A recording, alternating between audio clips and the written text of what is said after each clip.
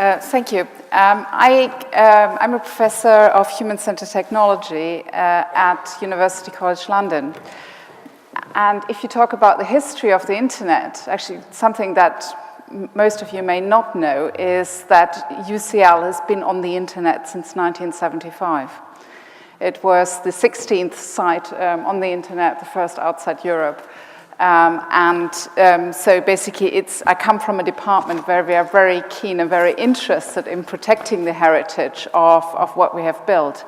Now, I haven't been there quite since 1975, but I joined in the early 1990s, and to some extent I really can empathize with what Ben was saying, because I still remember very well when I joined in 1990, basically working on the kind of technologies, basically voice over packet switch networks. So basically we were already doing Skype with video and sort of things in the early 90s, and this is now something that's pretty much at everyone's fingertips. And it's very much, I completely agree with Ben, becoming very much part of our lives and our fabrics. And we can't really sort of like separate of what we're trying to get done on a day-to-day basis from these kind of technologies anymore.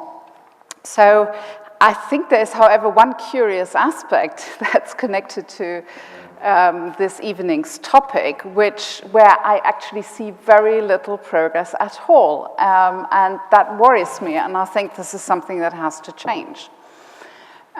So just to do a little test can you put your hand up if you have no problem whatsoever with passwords and security measures that you need to use your technology?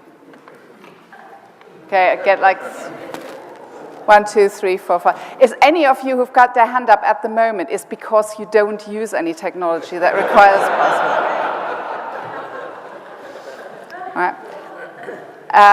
password?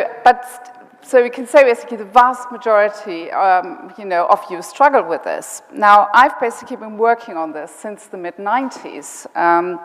When I was working on that wonderful internet technology, we collaborated with British Telecom, as it was at the time. And so they knew me as somebody who works and looks at the people side of it and tries to figure out if something is difficult to use, why people struggle to understand how to use something correctly.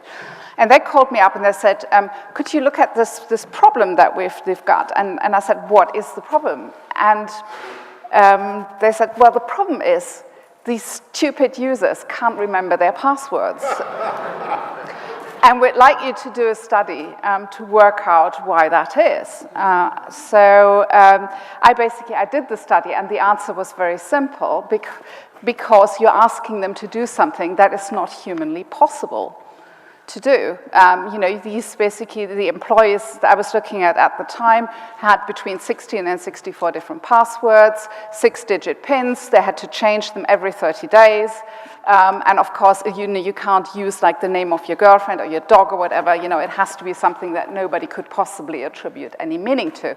Now, if you go and speak to a psychologist, they will tell you that human memory isn't constructed that way, right? That basically we can only remember things we use very regularly, and that we can deal with meaningful things much better than non-meaningful things, and that you have lots of similar items in your head. They're basically competing with each other, and you're just going to have an awful time. And that was what was happening to the employees in the company at the time. And they were basically, what you could observe as a consequence of this was that, of course, nobody was following the rules, right? And they felt completely justified in doing so because they were being asked to do something that's impossible, right? If somebody asks you to comply with a set of rules that it's impossible to comply with, you don't do it. You create workarounds, and so the simplest one is you just write the passwords down and stick them, on a post-it and stick them on the screen.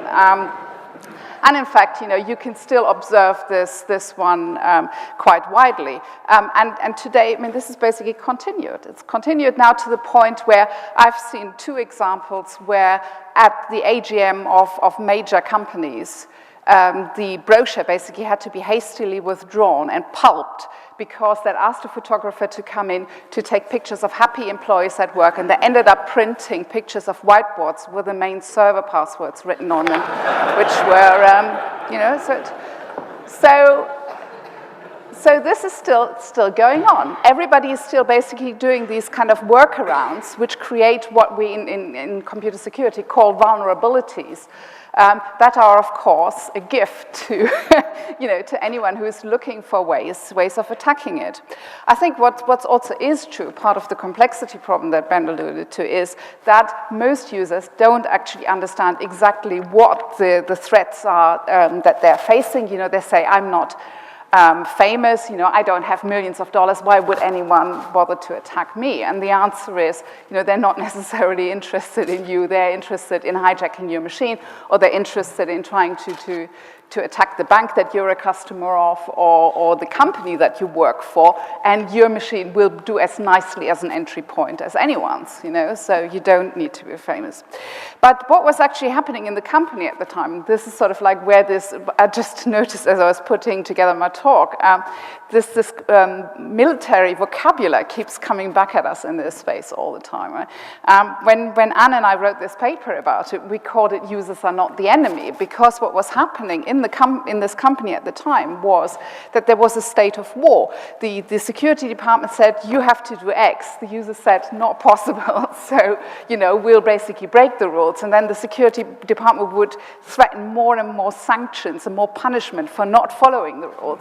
But as a result of it, the people working there, basically, if you ask them what security was about, they'd say it's just a pain in the neck. It's something they make us do to stop us from getting our work done. Nobody actually there thought that security was valuable, that it was something that everybody should do and get on board with. And what really worries me is that I think that really hasn't changed very much in the past 15 years. These kind of workarounds are very much, but what I've learned over the last 15 years looking at this is that this happens all the time and everywhere. At the end of the day, security is not what motivates us. We don't get out of the bed in the morning thinking like, I want to be really secure today. And what will make me happy at the end of the day is if I felt really secure. So, basically we're trying to get other things done. And if security is difficult, guess what?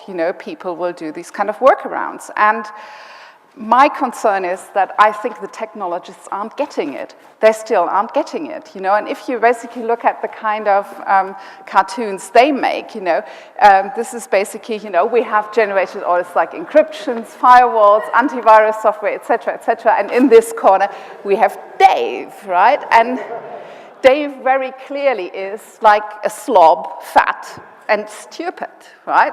Back to there. So the technology industry is still portraying people as stupid because they're not complying with all the security measures they're being told.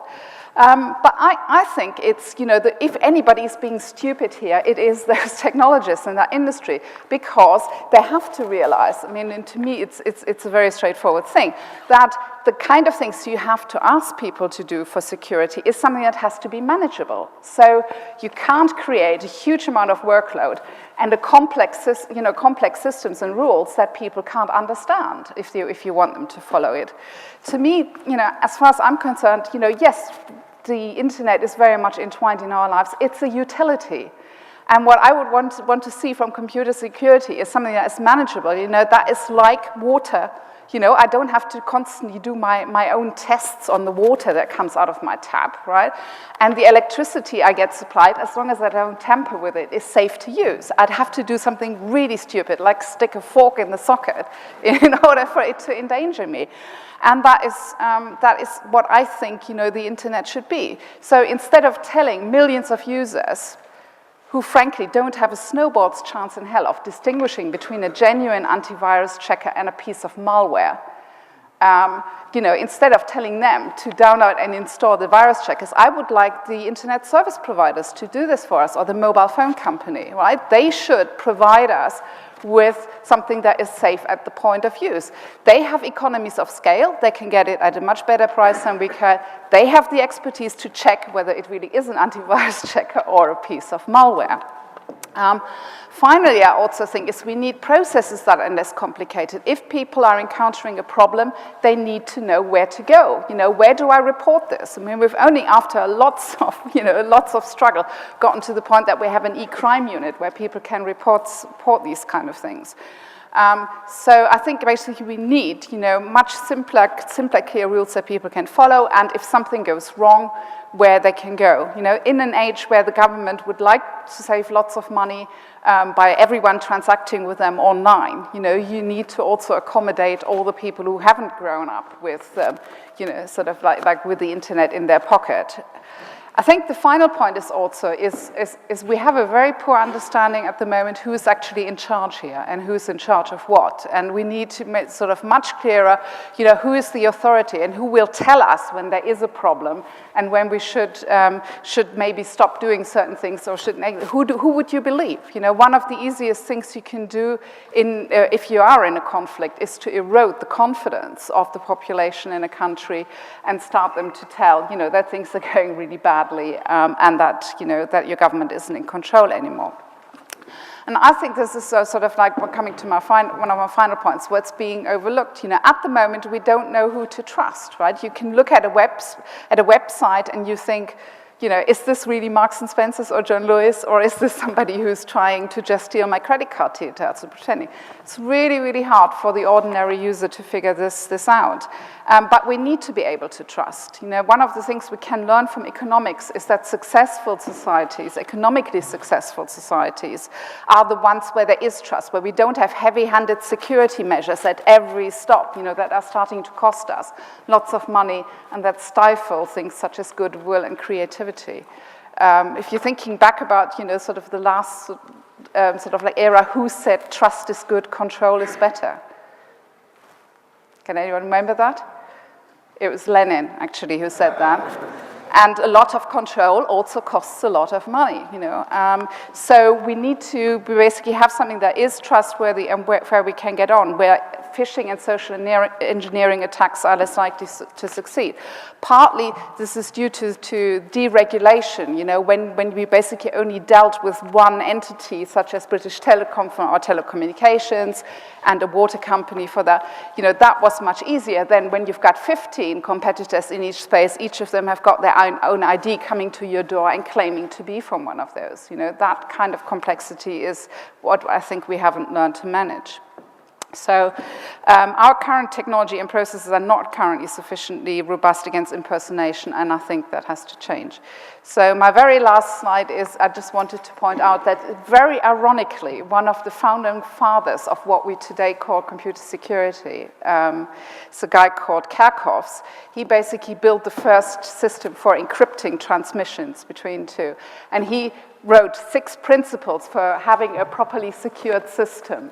And what I think is very ironic if we see that, how current IT security people are struggling to give us something that's manageable and useful, is that 3 out of his 6 principles were, you must make it work for the people that are involved. So it must be easy to communicate and remember the keys, just put passwords instead there, instead of, the system must be portable and not require more than one person. And finally, regarding the circumstances in which such a system is applied, it must be easy to use and neither require stress of mind nor the knowledge of a long series of rules.